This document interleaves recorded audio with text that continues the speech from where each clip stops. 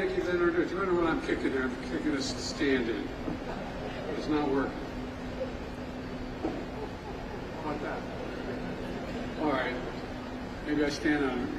I'll be 6'4". Folks, thank you, Ralph, for being here.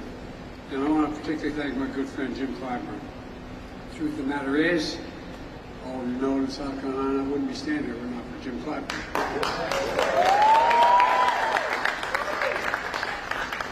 Jim has been one of the most consequential leaders in South Carolina history, in my view. He's tough, he's loyal, he's principled, and he let me, I want to tell you something. If he has your back, he always has your back. And Jim is good to be back in your home with you and your daughter. And look, former Mayor Steve Benjamin couldn't be here today, and you all remember Steve as your mayor, because he's traveling with his family. And it's great to have him here, have him part of our team. But his mom and dad are here. By the way, if you have seats, sit down. I'm sorry. I once said, everybody take a seat, and there were no seats. I said, Biden's so stupid he didn't know there were no seats. Anyway, also want to thank the leadership of Enphase and Flex for hosting this. You know, I'm here to talk about what we're doing to invest in America. And I mean invest in America, all of America, starting here in South Carolina. I'm going to talk about the progress we made in building an economy from the middle out and the bottom up, not trickling down. When you build from the middle out and the bottom up, everybody does well. The wealthy still do very well. But that trickle-down economy, not a whole lot dropped on my dad's kitchen table growing up. It's all part of an economic vision for this country. I came to office determined, to the point that some of my own team thought I was too determined, to change the economic direction of this country, to move trickle-down economics and get rid of it for everyone. From the Wall Street Journal, the Financial Times, called the program Bidenomics. I'm not sure they meant it as a compliment at the time. Our plan is working. And one of the things I'm proudest of is working everywhere, not just in the coast and big cities like previous recoveries. This time investment is working in factories being built and jobs being created, happening in rural America, the heartland, all across America. In communities that have been left out and hollowed out. This is what it looks like across the country. Over 13 million new jobs since I've been elected to office. More jobs than any president's ever created in the first 2 years. Nearly 800,000 manufacturing jobs, including 14,000 in this state alone. This state alone. And again, that's more in 2 years than was created in 4 years, any other administration. Unemployment has been below 4% for the longest time in 50 years. Inflation is less than half of what it was a year ago, and we're continuing to work on it. You know, I know we have more to do. Bringing down inflation remains one of my top priorities. Job satisfaction nationally is at a 36-year high. The share of working-age Americans in the workforce is as high as it's been in 30 years. Remember they used to say, Biden spent all this money to keep people from working? People are off the sidelines. 20 years high. Higher than every single one of my predecessors. And to pay for low-wage workers, the pay for low-wage workers, has grown at the fastest pace in 2 decades. And folks, it's no accident. It's Bidenomics in action. Trickle-down economics has failed the country for decades. It means slashing public investment on things that helped America lead the world in innovation. You know, we used to invest 2% of our entire gross domestic product in research and development. You know what it is now? 0.7%. We used to be ranked #1 in the world in research and development. Know where we're ranked now? #9. China's #8 a decade ago, and now China's #2. And other countries are closing in fast. This is the United States of America, for God's sake. We used to have the best infrastructure in the world, rated #1. Now we're rated #13 in the world in infrastructure. How can you have the best economy in the world and not have the best infrastructure in the world? Under my predecessor, Infrastructure Week became a punchline. every month. Anyway, I won't get into it. On my watch, we're making infrastructure a decade headline. A decade. Yesterday, we announced that since I took office, we've attracted $500 billion, $497 billion in private investment in American manufacturing, both here and around the world. It's historic. And it's Bidenomics in action. Instead of exporting jobs to cheaper labor costs, what we did for decades, we're creating jobs here and exporting American product. Product, not jobs. That's the story here in South Carolina. Earlier, we heard the leadership of Enphase say that $60 million they're investing here. Well, that's 1,800 jobs across the country, and up 600 permanent jobs right here in South Carolina. All a direct result of the so-called Inflation Reduction Act we wrote and passed. Well, that's legislation in the past where so much money is coming in to make all this happen. By the way, parenthetically, I want you to hear about the deficit. I cut the deficit $1.7 trillion in 2 years. Nobody's ever done it. Cut the debt 1.7. It generates income. It generates growth. Enphase first commercialized the component that converts solar energy into electricity. All that solar energy doesn't do a whole lot of good if you can't do it and convert it into electricity. It's called, they invented a thing called a solar microinverter. Jobs that used to go to Mexico, India, Romania, and China are now coming home to South Carolina. Now Enphase is partnering with Flex to make these parts here in South Carolina. And today, they're shipping their first microinverters made in America.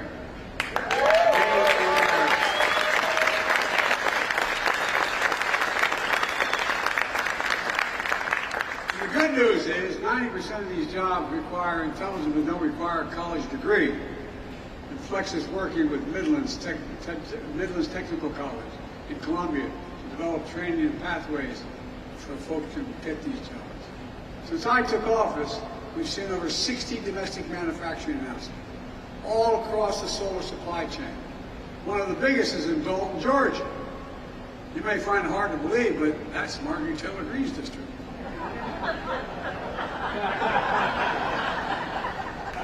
I'll be there for the groundbreaking. Look, just today the Department of Energy announced new incentives for companies to bring solar power manufacturing back to our shores. We're in a real race. China's ahead of us. This is another step in helping us meet the goal of 100% clean, renewable energy electricity by 2035. By 2035, all electricity in America is going to be generated by clean energy. That's a big deal. It's saving billions of tons going into the air, pollution. We see the same story in semiconductors. Those small little computer chips the size of the tip of your finger that affect nearly everything in our lives, from your cell phone, to automobiles, to refrigerators, to the most sophisticated weapon systems. They need these. And guess what? America invented these chips. We're the ones that invented them. We sophisticated those chips. We made them what they are. But over time, we went from producing nearly 40% of the world's chips down to less than 10%. That's why we designed and I signed the Chips and Science Act. All these names don't mean much until you know what they produce. Because I knew we had to reclaim America's leadership. Now, all over the country, semiconductor companies are investing a record hundreds of billions of dollars to bring chip production back home in Ohio, New York, Arizona, all across like outside Columbus, Ohio. Intel is investing in 1,000 acres outside of Ohio, $20 billion. $20 billion. It's going to take 7,000 people to build the two, they call them fabs, factories, and it's going to take 5,000 permanent workers. Near Syracuse, Micron is investing up to $100 billion over the next 20 years, beginning now. In Phoenix, Arizona, TSMC is investing $40 billion, producing thousands of good-paying jobs. As I said, for example, in Ohio, those 7,000 jobs building the facility are going to generate economic growth in an entire region outside of Columbus, because they're generating, they bring along, you need stores, you need drugstores, you need a lot of things to maintain those jobs. And we're also seeing 3,000 jobs, those 3,000 jobs working in the fabs can make $100,000 a year. That's the average salary. And you don't need a college degree. Make 100 grand. The middle class, this is a game changer. We're investing in the American agenda is about bringing supply chains home.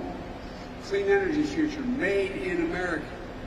Before the pandemic, supply chains weren't something most Americans thought about.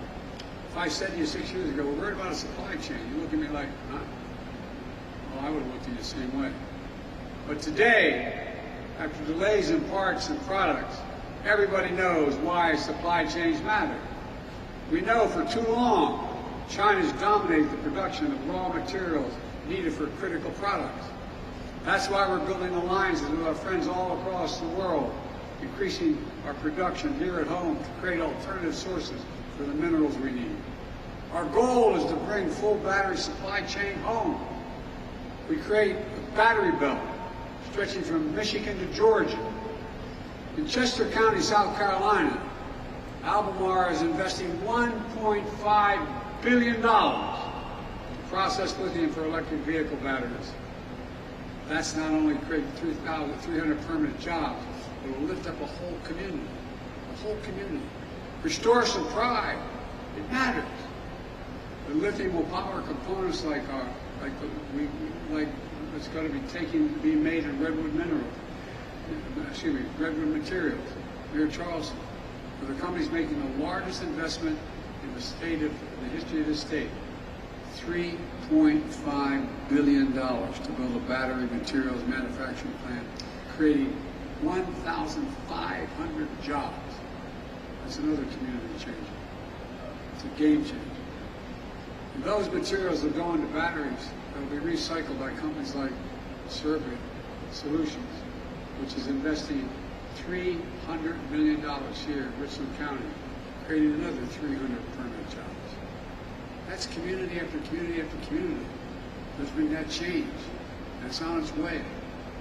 And change enough communities is going to change the state. It's going to change the country. And Jim Clyburn's institute, Promega Energy Storage Technologies, is investing $279 million to manufacture batteries, to store energy, to power the grid. Look, what do you think we have said if I came when I was here trying to get the nomination 3 years ago? And I told you about, while I was campaigning, that we'd see this kind of investment in South Carolina, billions of dollars. I think you would have been a little skeptical. That's why I fought so hard for the things I wanted to do. Didn't get much help from the other team. That didn't stop us from getting it done. And that's going to transform the world.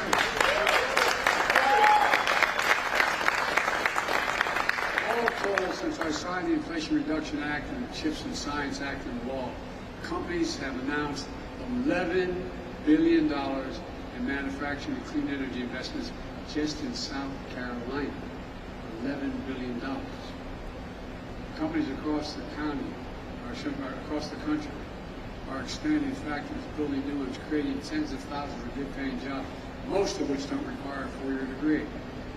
And when I say every job in America should be a good job, including free and fair choice to join a union, I mean it. That's right.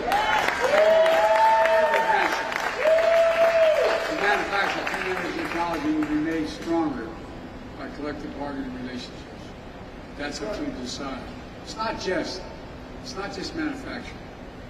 Through the bipartisan infrastructure law, we've already announced over 35,000 projects all across America, like the Brent Spence Bridge, which is a $1 billion operation over the Ohio River, from Ohio to Kentucky. And today, in New York, we're investing a record $1 billion to renew the Hudson Tunnel. We walked through that tunnel that was built 100 years ago. It's falling apart. To be able to go through 100 miles an hour instead of 30 miles an hour. Up in Union County, South Carolina, we're building 6 bridges critical to moving people and goods across the street. Each bridge is over 60 years old with weight and volume restrictions that cause detours, congestion, and supply chains. The oldest one is where South Carolina 49 crosses the Tiger River. The biggest one is right here in Columbia, Malfunction Junction. You all know it. How many years have we talked about fixing Malfunction Junction? Now, thanks to Jim Clyburn and help from the infrastructure law, it's finally going to get fixed. It's going to get fixed.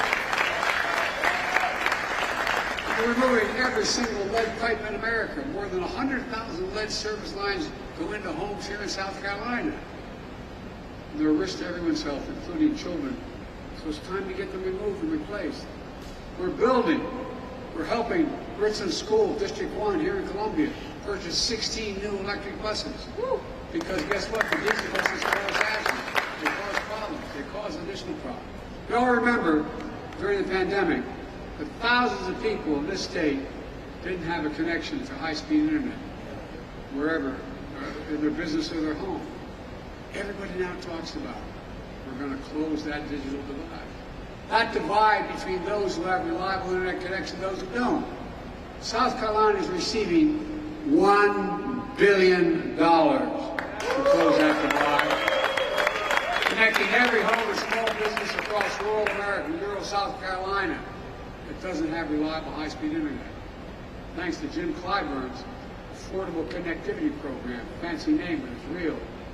That's saying that 359,000 South Carolinian families are already saving $30 a month on their internet.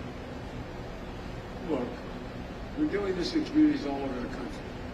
You can see exactly where the money's going and whether you're affected in your community here by going to invest.gov. Click on to invest.gov, put in your location, and I'll tell you what's happening in your community. You all see projects we're delivering in communities all across America. Look, implementing this legislation also has another transformative impact. All those members of Congress who voted against it suddenly realize how great it is, and they're bragging about it. As my mother would say, God love it.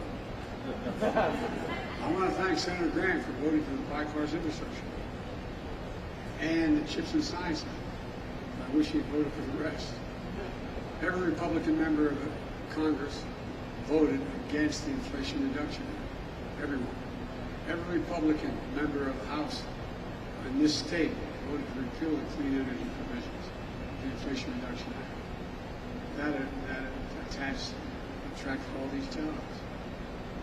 You know, and then after that effort failed, the Republican Study Committee, which includes over 3/4 of the House Republicans, just released a plan to go at trying to repeal it all again.